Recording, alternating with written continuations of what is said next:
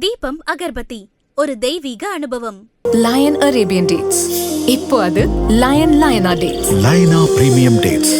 சுத்தம், சுவை மற்றும் ஆரோக்கியம். பிகேன் பக்தி நேயர்களுக்கு அன்பான வணக்கங்கள். ஏப்ரல் மாத பலன்களை பார்க்கவிருக்கின்றோம்.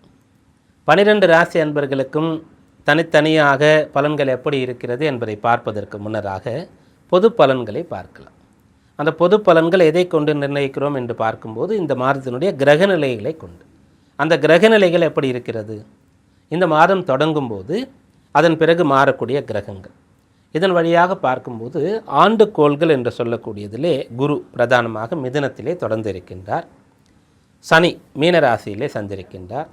ராகு கும்பத்திலும் கேது சிம்மத்திலும் இருக்கின்றார். மாத கிரகங்களிலே ஏப்ரல் மாதம் தொடங்கும் போது சூரியன் மீனத்தில் இருக்கின்றார். பிறகு ஏப்ரல் 14ஆம் தேதி சித்திரை 1 மேஷத்திற்கு சூரியன் வருவார். சந்திரன் தினகதியாக இருப்பதனால் அதற்கு அடுத்து வரக்கூடிய செவ்வாய் இந்த ஏப்ரல் தொடங்கும் போது கும்பராசியிலே ராகுவோடு புதனோடு கூடி நிற்கின்றார். 2வது நாளே மீனராசிக்கு வந்து சனியோடு இணைகின்றார்.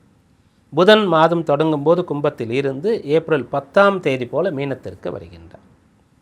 சுக்கிரன் இந்த மாதம் தொடங்கும் போது மேஷராசியில் இருந்து ஏப்ரல் 20ஆம் தேதி அளவிலே 19ஆம் தேதி ரிஷபத்திற்கு வருகின்றார். இது இந்த மாதத்தினுடைய கிரக நிலை. இதிலிருந்து நமக்கு கிடைக்கக்கூடிய பலன்கள் என்ன என்று பார்க்கும்போது, முன்னதாக காலபுருஷ தத்துவத்தினுடைய 11ஆம் இடம் என்று சொல்லக்கூடிய லாப ஆதாய ஸ்தானத்திலே நிறைய கிரகங்கள் இருந்தது. அதற்கு முன்னே 10ஆம் இடத்திலே இருந்தது. அப்போது எல்லாம் நன்றாக போய்கொண்டு இருந்தது. இப்போது 12ஆம் இடம் என்று சொல்லக்கூடிய விரயஸ்தானத்திலே அதிக கிரகங்களுடைய சேர்க்கை ஏற்படுகிறது. அங்கு நிரந்தரமாக சனி இருக்கின்றார். பங்குனி மாதம் என்பதனால் சூரியன் இருக்கின்றார். செவ்வாய் அங்கு வருகின்றார், புதனும் வருகின்றார். அப்போது நிறைய கிரகங்கள் மறைவிடத்திலே வந்து சஞ்சரிக்கின்றது. அது ஜலராசியாக இருக்கின்றது. அப்படி இருக்கும்போது பிரளயம் என்று சொல்லக்கூடிய 11ஆம் இடத்திலே ராகுவுடைய தொடர்பு வருகிறது. ஆனால் அந்த ராகுவை குரு பார்ப்பதனால் மிகப்பெரிய தீங்காக அது ஏற்படாது. பிரச்சனை ஏற்பட்டாலும் கூட அது கட்டுக்குள்ளாக இருக்கும். 12லே இருக்கக்கூடிய கிரகங்களிலே ஆயுட்காரகன் சனி, காலபுருஷ தத்துவத்தின் ஆயுள் ஸ்தானாதிபதி செவ்வாய், சுயஜாதகப்படி ஆத்மகாரகன் என்று சொல்லக்கூடிய லக்னத்தை உயிரை தீர்மானிக்கின்ற சூரியன், இவர்கள் இருக்கின்றார்கள். அதனால் அந்த ஆயுள் என்று சொல்லக்கூடிய ஒரு விஷயம், அதிலே யாருமே மிகவும் விபரீதமான விளையாட்டுகளை இந்த மாதத்திலே செய்யக்கூடாது. போர் பதற்றங்கள் மிகுந்து இருக்கக்கூடிய இடங்களிலே இந்த ஆயுள் இழப்பு என்று சொல்லக்கூடிய விஷயங்கள் ஏற்படுகிறது. அதனால் எல்லோருக்கும் வாழ்வாதாரம் என்று சொல்லக்கூடிய ஒரு நிலையிலே பிரச்சனை ஏற்படுகிறது. அது ஜலராசி என்று சொல்லும்போது ஜலராசி வழியாக ஏற்படுகின்றது. இதையெல்லாம் எதிர்கொள்ளக்கூடிய ஒரு நிலை இப்போது இருக்கிறது. எல்லாமே முடிவுக்கு வரும். ஒன்று, சூரியன் மேஷத்தில் வந்து உச்சம் பெறும்போது கொஞ்சம் சரியாகும். அடுத்து குரு மிதுனத்திலிருந்து கடகத்திற்கு வந்து உச்சபலம் பெற்று இந்த 12ஆம் இடத்தை பார்ப்பதனால் அடுத்து சரியாகும். இப்படி கொஞ்சம் கொஞ்சமாக சரியாக போகின்றது. இது பொதுவாக. தனியாக ஒவ்வொருவரும் 12ஆம் இடம் என்று சொல்லக்கூடிய விரயபாவம் என்று சொல்லக்கூடிய நிலையிலே செலவை குறைக்க வேண்டும். செலவு செய்வதாக இருந்தால் தேவைக்கு செலவு, பிறகு தர்மத்திலே தர்மம் செய்வது என்று சொல்லக்கூடிய ஒன்றை கடைபிடிக்க வேண்டும். சிக்கனமாக இருக்க வேண்டிய அவசியம் இருக்கிறது. தேவையற்ற செலவுகள், பிரயாணங்கள், ஆடம்பரமான விஷயங்கள், இதை தவிர்க்க வேண்டும். மற்றபடி எதிர்காலத்திலே நாம் காக்கப்படுவோம். இப்போது இருக்கக்கூடிய நிலை கொஞ்சம் சாதகமற்று இருக்கின்றது. அதனால் இந்த காலத்திலே ஒவ்வொருவரும் அனுதினமும் சிவ வழிபாட்டை தங்களால் முடிந்த அளவிற்கு செய்ய வேண்டும். பஞ்சாட்சரம் உச்சரித்து கொண்டு இருக்கலாம்.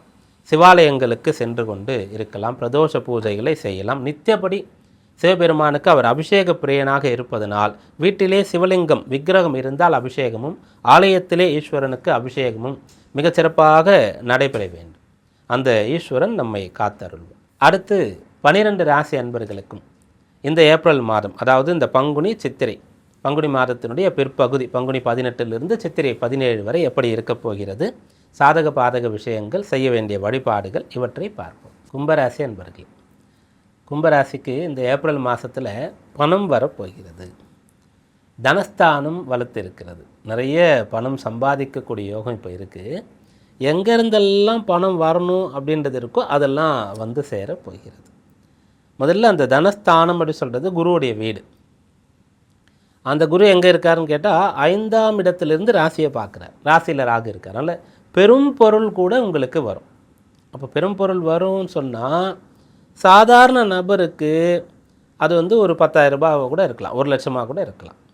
மிகப்பெரிய ஒரு பிஸ்னஸ்மேனுக்கு பெரும் பொருள் அப்படின்றது வந்து 1000 கோடியாக கூட இருக்குது. அப்போ அவங்களுடைய நிலைக்கு தகுந்த பெரும் பொருள் வரும். ஆனால் பெரும் பொருள் வரக்கூடிய யோகம் இப்போது இருக்கிறது. லைஃப்லேயே வந்து இந்த மாதிரி ஒரு அதிகமான பணப்புழக்கத்தை நான் பார்க்கலன்னு சொல்கிற மாதிரி கோச்சார ரீதியாக உங்களுக்கு அந்த பொருளாதார அம்சம் வந்து ரொம்ப சிறப்பாக இருக்கிறது. காரணம், ராசியில் ராகு, அந்த ராகுவுக்கு குரு பார்வை கிடைக்கிறது. அந்த குருவுடைய வீடு அவர் தன லாபஸ்தான அதிபதி. அப்படிப்பட்ட ஒருத்தருடைய வீட்டில் ராசியாதிபதி சனி போய் இருக்கிறது. அந்த குரு என்ன பண்ணுறாருன்னு கேட்டால் ராசியை பார்க்குறாரு, லாபாதாய ஸ்தானத்தையும் பார்க்குறாரு. சுக்கிரன் வந்து 3லிருந்து 4ஆம் இடத்திற்கு போகிறார். இது எல்லாமே வந்து உங்களுக்கு பணம், பொருள், சொத்துக்கள் அப்படின்னு சொல்லக்கூடிய விஷயத்தை குறிக்கிறது. அப்போது இந்த மாதம் முழுக்கவே நீங்கள் வந்து இந்த பணம் தேடுதலில் தான் இருப்பீங்க. அப்படி யாரெல்லாம் இருக்கிறீங்களோ தப்பே கிடையாது, பணத்து பின்னாடி போகக்கூடாது, பணம் பெருசு இல்லை அப்படின்றதெல்லாம் பொதுவாக சொல்லக்கூடியது. எல்லாருக்கும் பணம் எங்கே தேவை, எந்த காலத்தில் அதை செய்யணும் அப்படின்றது இருக்கிறது. அப்போ இது தகுந்த காலம். எவ்வளவு அதிகமாக உங்களுக்கு சம்பாதிக்கணும் அப்படின்ற ஒரு விஷயம் இருக்கிறதோ அந்த அளவிற்கு இப்போ முயற்சி செய்து பார்க்கலாம். இது ஃபஸ்ட்டு பலனாக சொல்லலாம். ரெண்டாவது, உங்களுடைய குடும்ப நபர்களுக்கு என்னெல்லாம் செய்யணும்னு நினைக்கிறீங்களோ அதையெல்லாம் இப்போ நீங்கள் செய்யலாம். உங்களுக்கு பிறகு பிறந்த இளைய சகோதர சகோதரிகளை பெரிய அளவுக்கு படிக்க வைக்கணும்னு நினச்சிங்கன்னா அது முடியும். உங்களுடைய பிள்ளைகள் பெயரில் சொத்து வாங்கணும்னு நினச்சிங்கன்னா அது முடியும். அவர்களை வெளிநாடு அனுப்பி படிக்க வைக்கணும்னு நினச்சிங்கன்னா அது முடியும். பிள்ளைகளுடைய திருமண விஷயங்களை பற்றி தாராளமாக பேசலாம். பெற்றோர் அவர்களுடைய ஆசைகளெல்லாம் பூர்த்தி பண்ணணும் அப்படின்னு நினைக்கிறீங்க, ஆன்மீக சுற்றுலாலாம் அழைச்சிட்டு போகணும்னு நினைக்கிறீங்க, அதுக்கு ஏற்பாடு பண்ணி அவங்கள போயிட்டு வர்றதுக்காக ஏற்பாடு பண்ணணும்னு நினைக்கிறீங்க, இதெல்லாம் உங்களால் செய்ய முடியும். புதன் சொல்லக்கூடிய ஒரு ராசி மற்றும் 2ஆம் இடத்துல இருக்கிறதுனால எடுக்கிற முடிவு சரியானதாக இருக்கும். சூரியன் 2லேருந்து 3ஆம் இடத்திற்கு வர்றது நல்லது. 3ஆம் இடத்துல சூரியன் வந்து உச்சபலத்தை அடைகிறாரு. 7ஆம் அதிபதி மாரகாதிபதி, பொதுவான மாரகாதிபதி, ராசியாதிபதிக்கு பகை கிரகம். அவர் உச்சம் பெறலாமா அப்படின்லாம் கேட்டிங்கன்னா 3ஆம் இடத்துல சூரியன் உச்சம் பெறுறது ஒரு விதத்தில் நல்லது. ஏன்னா உங்கள் ராசியாதிபதி 3ஆம் இடத்துல நீச்சம் பெறக்கூடியவராக இருப்பார். அதனால் காரிய தடைகள் உங்களுக்கு இருக்குன்னா அது வந்து நிவர்த்தி ஆகும். எல்லாமே சரியாக இருக்குது, ஆனால் வேலை நடக்கலை. ஏன் நடக்கலை அப்படின்னு சில நேரத்தில் சிந்திப்போம் இல்லையா? அந்த மாதிரி நின்று போன காரியங்களை இப்போ நீங்கள் மீண்டும் செய்யலாம். அது உங்களுக்கு பலன்களை ஏற்படுத்தி கொடுக்கும். உங்களுடைய சகோதரர்கள் வந்து பெரிய நிலையில் இருக்கிறாங்க அப்படின்னு சொன்னால் அவங்க உங்களை பார்ப்பாங்க, உங்கள் மீது அக்கறை கொள்வாங்க. அவங்களால நீங்களும் கூட டெவலப் பண்ணிக்க முடியும் உங்களை.